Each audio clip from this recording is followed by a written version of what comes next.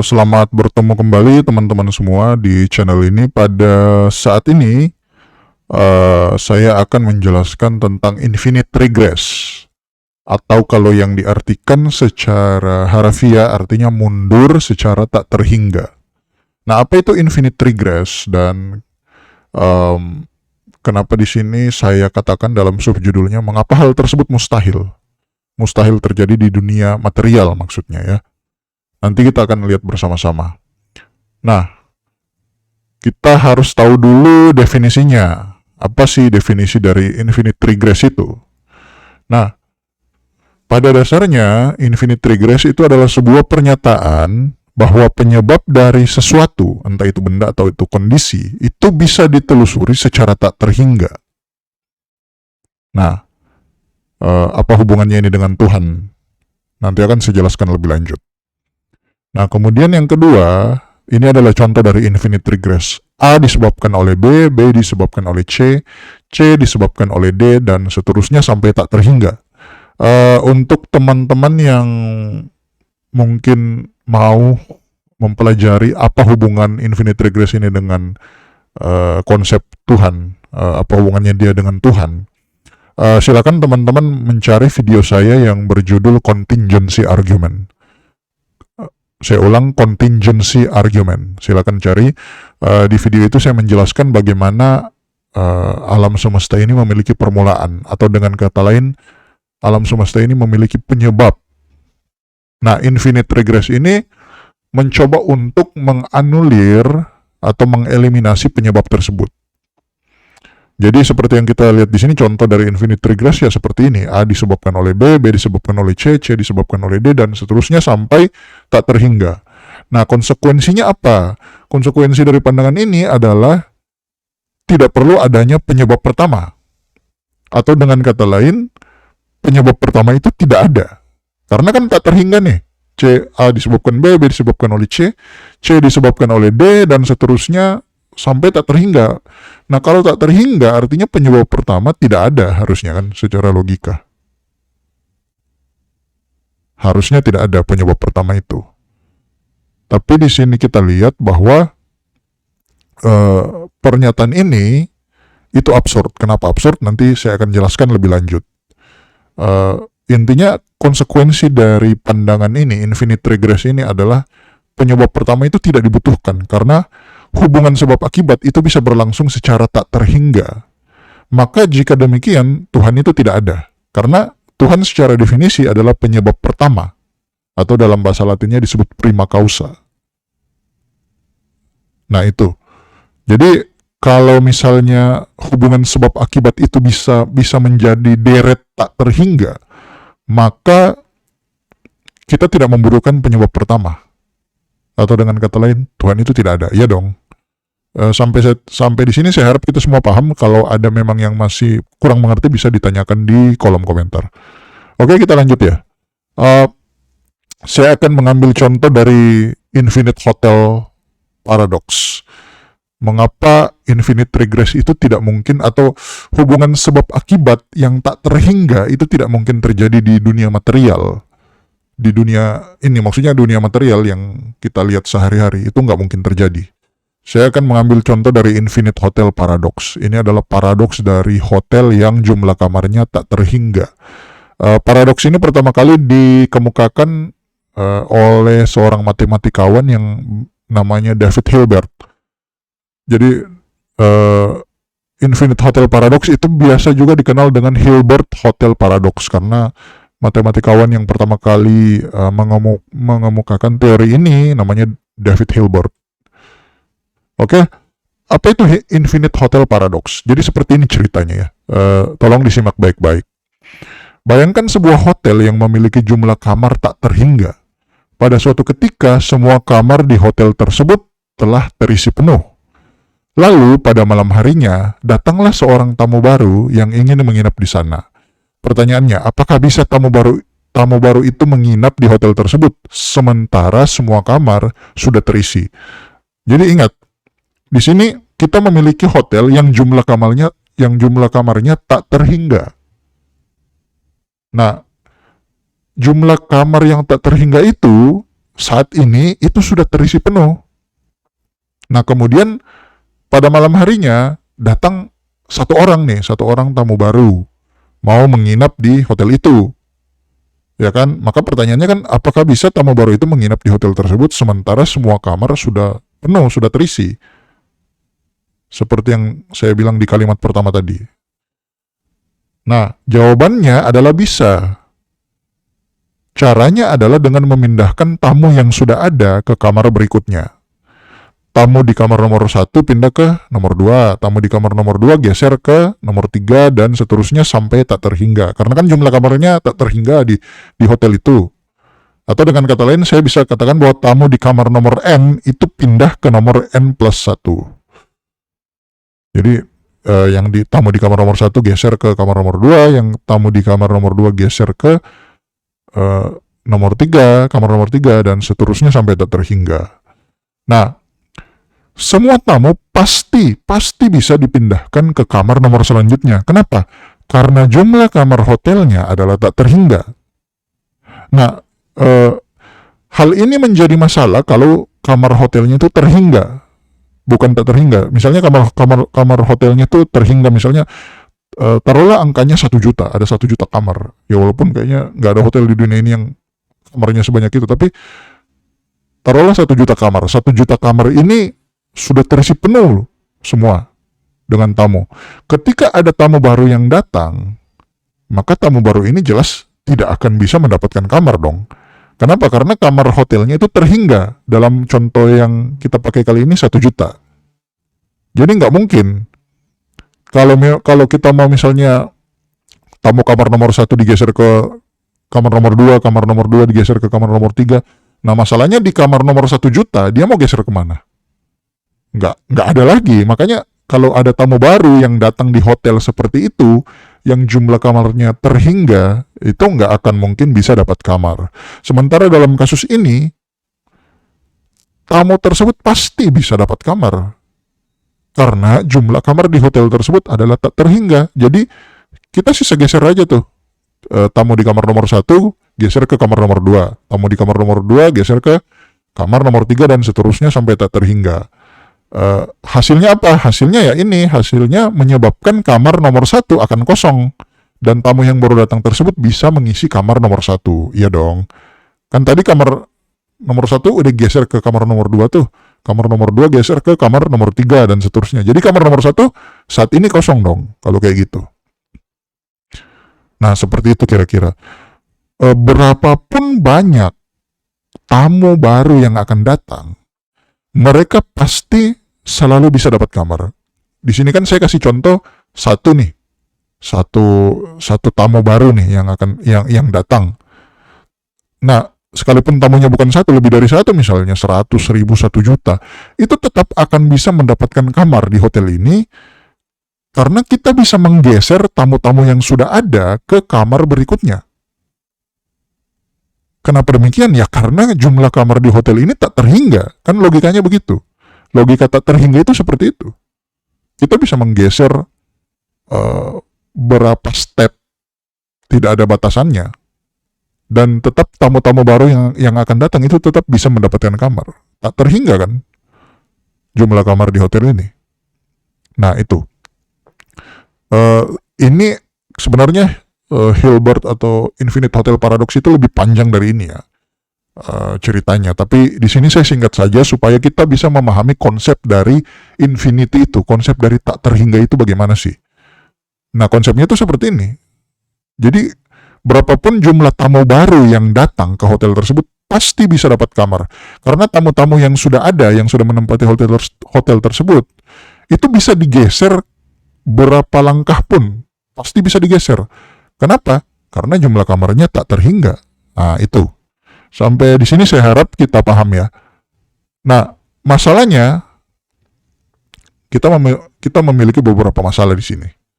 Nah, yang pertama, makanya disebut paradoks. Karena memang terjadi paradoks. Di awal kan kita sudah mengatakan bahwa semua kamar di hotel tersebut sudah terisi. Namun ternyata ketika ada tamu baru yang datang, dia masih bisa mendapatkan kamar. Artinya kamar di hotel itu belum terisi semua. Nah, Paradoks kan jadinya. Kan di awal kita sudah bilang bahwa semua kamar di hotel tersebut sudah terisi nih. Tapi kok tamu baru itu masih bisa dapat kamar? Kan artinya berarti belum terisi semua dong harusnya. Secara logika. Jadi di satu sisi kita mengatakan bahwa itu sudah terisi semua, tapi di sisi lain ketika tamu baru tersebut datang ternyata kok bisa ada kamar yang kosong ketika kita menggeser orang-orang tersebut ke kamar berikutnya, tersisa kamar nomor 1 kosong dalam contoh yang barusan. Artinya kan belum terisi semua berarti. Nah itu, jadi paradoks. Kita mengatakan sudah terisi semua, tapi di satu sisi ternyata belum terisi semua. Nah, paradoks kan. Nah, kemudian, bayangkan seperti ini. Harap diperhatikan baik-baik ya. Bayangkan jika manajer hotel kemudian mengusir tamu mulai dari kamar nomor 19 ke atas. Jadi kamar nomor 19, 20, 21, 22, dan seterusnya sampai tak terhingga itu diusir keluar. Berarti kan yang tersisa adalah tamu di kamar nomor 1 sampai 18. Ya dong, kan kamar nomor 19 ke atas sudah diusir nih. Berarti sisanya sekarang, sisa tamu di kamar nomor 1 sampai 18. Total ada 18 tamu berarti yang tersisa. Nah, berapakah jumlah tamu yang diusir? Yang diusir itu berapa jumlahnya? Yang diusir tadi kan dari nomor 19, 20, 21, 22 ke atas terus sampai tak terhingga. Berapa jumlah tamu yang diusir itu? Nah, jawabannya adalah tak terhingga. Ya kan? Dari 19 ke tak terhingga, ya tak terhingga jumlahnya.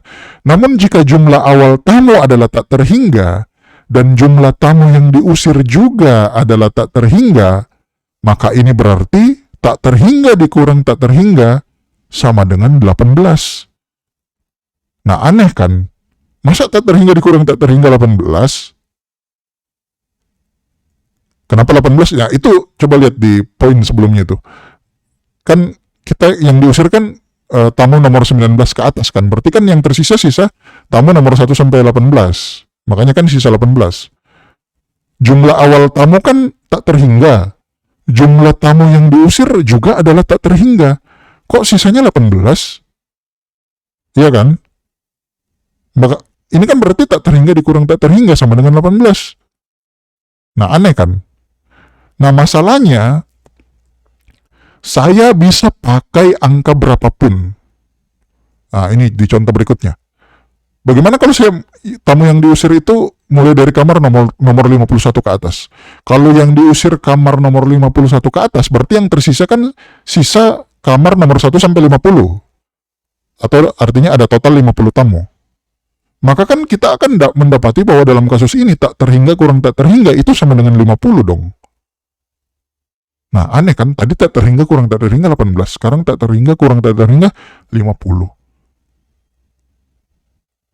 Nah iya dong, nah kalau ada yang bertanya kenapa 50 ya karena tamu yang tersisa kan 50, kalau yang diusir kamar nomor 51 ke atas, berarti tamu yang tersisa kan sisa kamar nomor 50 ke bawah kan, sisa 50 tamu yang tersisa.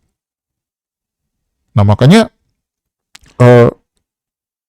masalahnya gini, jumlah tamu di awal itu kan tak terhingga. Jumlah tamu yang diusir mulai dari kamar nomor 51 sampai tak terhingga, itu kan tak terhingga juga. Jadi jumlah awal tak terhingga, jumlah tamu yang diusir tak terhingga, sisanya sekarang 50. Iya kan?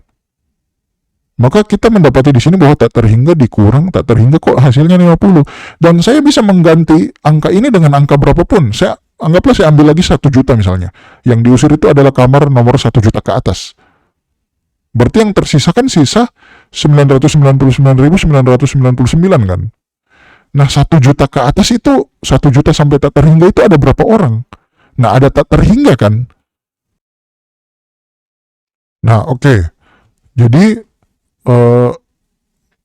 mungkin saya ulang lagi ya. Karena mungkin tadi agak kalau ada yang merasa kurang jelas mengenai tak terhingga ini, tapi saya rasa penjelasan saya sudah cukup bagus sih untuk menjelaskan tak terhingga ini. Bahwa dalam contoh hotel seperti ini, ya, kita bisa mendapati bahwa tak terhingga dikurang tak terhingga, itu hasilnya bisa berapa aja. Tergantung kita mau, misalnya mau mengusir tamu dari kamar nomor berapa, sampai nomor berapa. Misalnya contoh tadi dari kamar nomor 51 ke atas. Nomor 51 sampai tak terhingga. Jumlah awal tamu itu tak terhingga, dan jumlah yang diusir juga tak terhingga. Nah, maka sisanya adalah 50. Dan dalam contoh yang barusan saya kasih yang 1 juta, berarti tak terhingga dikurang tak terhingga, sisanya 999.999 dong harusnya. Karena dari 1 juta ke tak terhingga juga kan jumlah tamunya berarti tak terhingga. Jumlah awal tamu tak terhingga, jumlah tamu yang diusir dari kamar nomor 1 juta sampai tak terhingga itu juga tak terhingga jumlahnya. Berarti jumlah awal dikurang jumlah tamu yang diusir, tak terhingga dikurang tak terhingga, kok sama dengan 999.999, ya kan? Nah, saya harap di sini kita paham konsepnya. Bahwa saya bisa mengganti tak terhingga dikurang tak terhingga itu menjadi angka berapapun, dan itu semua jawabannya benar. Karena memang faktanya seperti itu. Jadi bisa, contoh ini bisa 18, bisa juga 50, bisa juga 1 juta, bisa 2 juta, bisa berapapun. Nah, ini yang membuat semua ini menjadi paradoks. Karena ya nggak mungkin terjadi seperti itu kan. Tapi secara konsep harusnya tak terhingga ini ya seperti ini. Tapi hal seperti ini tidak mungkin terjadi di dunia material. Artinya secara matematis sih di atas kertas bisa-bisa saja. Tapi dalam dunia material, dalam dunia ya kita sehari-hari ya nggak mungkin terjadi. Oke? Maka di sini saya mengambil kesimpulan yang pertama adalah ya kejadian semacam itu tidak mungkin terjadi di dunia material. Karena kita mendapatkan paradoks bahwa kamar tersebut sudah terisi semua, namun sebenarnya belum terisi semua. Nah, saya ulang ya. Kamar tersebut sudah terisi semua, namun sebenarnya belum terisi semua. Bingung kan? Nah, makanya dibilang paradoks, karena ya bagaimana ya? Terisi semua tapi belum terisi semua. Ya, itu kan paradoks. Dan hal kayak gitu itu tuh tidak akan mungkin terjadi di dunia material. Nah, kemudian kita juga menemukan bahwa pengurangan manusia dengan jumlah yang sama, tak terhingga dikurang tak terhingga, justru menemukan hasil yang berbeda-beda, yang tentu saja hal ini absurd untuk terjadi di dunia material. Nah, seperti itu. Karena coba deh kalian kurangi manusia, kalaupun ada manusia yang jumlahnya tak terhingga ya, tak terhingga dikurang tak terhingga di dunia material ya, di dunia ini. Coba deh dikurangin, pasti hasilnya nggak mungkin bisa seperti itu. Hasil yang berbeda-beda itu nggak mungkin terjadi di dunia nyata, makanya dibilang ini adalah sebuah paradoks. Tak terhingga itu adalah sebuah paradoks. Artinya kita bisa membayangkan tak terhingga itu seperti apa, tapi mohon maaf, itu tidak mungkin terjadi di dunia material. Karena orang-orang yang mau mengatakan bahwa alam semesta ini, di alam semesta ini yang material, yang sifatnya material itu tak terhingga ini bisa terjadi, maka dia harus menjawab paradoks tersebut. Ya, paradoks Infinite Hotel itu hanyalah salah satu contoh ya. Menurut saya itu bukan contoh yang paling kuat dalam dunia dalam pemahaman kita tentang tak terhingga. Menurut saya bukan contoh yang paling kuat, tapi setidaknya itu contoh yang paling gampang dicerna oleh semua orang. Ada contoh yang lebih kuat lagi yang namanya The Grim Reaper Paradox, yang dikeluarkan, yang pertama kali dikemukakan oleh salah satu filsuf Katolik yang namanya Robert Kuhns. Nah, tapi itu lebih rumit daripada ini. Itu nanti akan saya bahas mungkin dalam video-video selanjutnya. Tapi untuk kali ini, untuk dasar saja, untuk kita mengetahui bahwa konsep tak terhingga itu tidak mungkin terjadi di dunia material. Nah, maka saya memberikan contoh dari Infinite Hotel Paradox. Nah, kemudian di luar konsep matematika transfinite ini ya, yang mempelajari tentang tak terhingga ini. Dalam fisika, astrofisika, teori Big Bang itu sudah membuktikan bahwa alam semesta ini memiliki awal. Jadi ketika pertama kali teori Big Bang itu dikemukakan, ya by the way yang menemukan teori Big Bang itu adalah seorang pastor Katolik, namanya George Lemaitre. Jadi teori Big Bang ini sudah membuktikan bahwa alam semesta ini memiliki awal. Yang artinya tidak ada yang tak terhingga di alam semesta ini. Itu semuanya memiliki awal. Materi, ruang, dan waktu itu punya awal. Ya kita orang-orang yang mendukung infinite regress mungkin bisa saja bermain di atas kertas di dalam pikirannya tentang konsep tak terhingga. Tapi mohon maaf, di dunia material, di alam semesta, Big Bang itu sudah membuktikan bahwa alam semesta kita ini memiliki awal. Dan sekalipun kita harus bermain hanya secara logika, tetap infinite regress itu adalah sesuatu yang tidak masuk akal. Dan tidak mungkin terjadi di dunia material. Oke, saya harap kita paham ya sampai di sini untuk konsep infinite regress ini, karena infinite regress ini biasa dikemukakan oleh orang-orang yang mau menolak adanya penyebab pertama dari alam semesta ini, atau ya menolak Tuhan seperti itu. Artinya alam semesta ini tidak butuh penyebab pertama. Tapi di sini saya membuktikan bahwa infinite regress itu secara teori adalah paradoks yang tidak masuk akal dan tidak mungkin terjadi di dunia material, dan di alam semesta tidak ada yang tak terhingga. Saya harap sampai di sini kita paham. Kalau memang ada saran atau pertanyaan, silakan dituliskan di kolom komentar. Dan saya mengucapkan terima kasih atas perhatian teman-teman semua. Jangan lupa untuk subscribe, like, dan share channel dan video-video saya. Baik teman-teman, sampai di sini dulu. Saya ucapkan terima kasih atas perhatian kita semua.